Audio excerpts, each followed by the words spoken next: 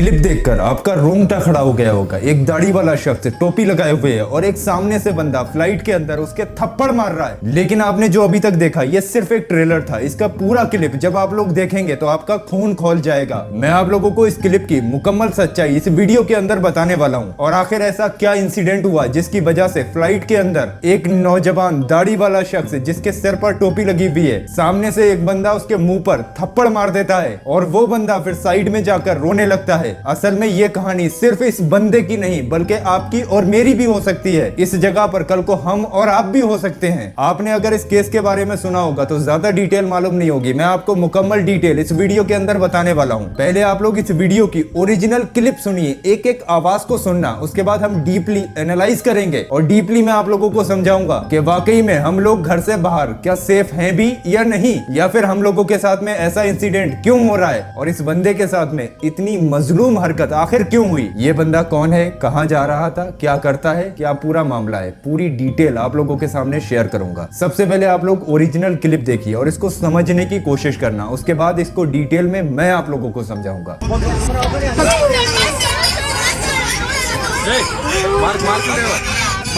यहाँ पर स्टाफ पूरा कोऑपरेट कर रहा है।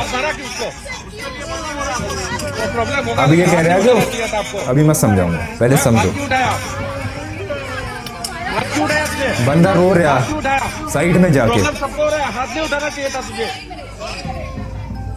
You don't have the right to hit anybody, you understand?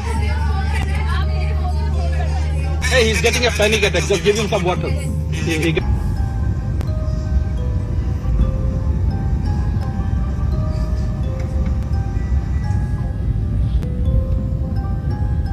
कितनी ज्यादा शर्म की बात है ना। आपने देखा कि एक नौजवान शख्स फ्लाइट के अंदर, यहाँ पर मैं कोई अंधभक्ति नहीं फैला रहा हूँ ना यहाँ पर मैं किसी मजहब को टारगेट कर रहा हूँ। यहाँ पर सिर्फ मैं इंसानियत को आप लोगों के सामने रखने की कोशिश कर रहा हूँ। एक फ्लाइट चल रही है, फ्लाइट के अंदर अगर किसी बंदे की कोई तबीयत खराब होती है, उसको कोई घबराहट होती है या फिर किसी भी तरीके का उसको कोई पैनिक अटैक आ जाता है या दौरा पड़ जाता है, तो क्या अगर आप उस फ्लाइट के अंदर मौजूद होंगे तो उसको पकड़ के ऐसे करके थप्पड़ मारेंगे? ये कहाँ की इंसानियत है? इंडिगो की फ्लाइट है जिसके अंदर एक बुजुर्ग इंसान जा रहा है। बुजुर्ग क्या, नौजवान क्या यार, एक तरीके का मानो किसी की तबीयत खराब है तो वो ज़ईफ इंसानी हो गया। इस जगह पर कोई किसी और मजहब का इंसान भी हो सकता था। हम ये कह रहे हैं कि एक फ्लाइट चल रही है, चलती हुई फ्लाइट में अगर किसी की तबीयत खराब हो जाती है तो उसको पकड़ के ऐसे गिरेबान पकड़ के ऐसे थप्पड़ मार दोगे किसी के भी। और इस बंदे की आंखों में जरा भी डर नहीं है। मैं आप लोगों को पूरा डिटेल में बता रहा हूँ। ये फ्लाइट इंदौर से अहमदाबाद जा रही थी। इसके अंदर एक पैसेंजर जो कि दाढ़ी वगैरह है, जिनकी और टोपी वगैरह लगी हुई है, इन्हें अचानक से इनकी तबीयत खराब होना शुरू हुई। फ्लाइट जब लैंड करती है तो थोड़ा सा दिल घबराता है। इनको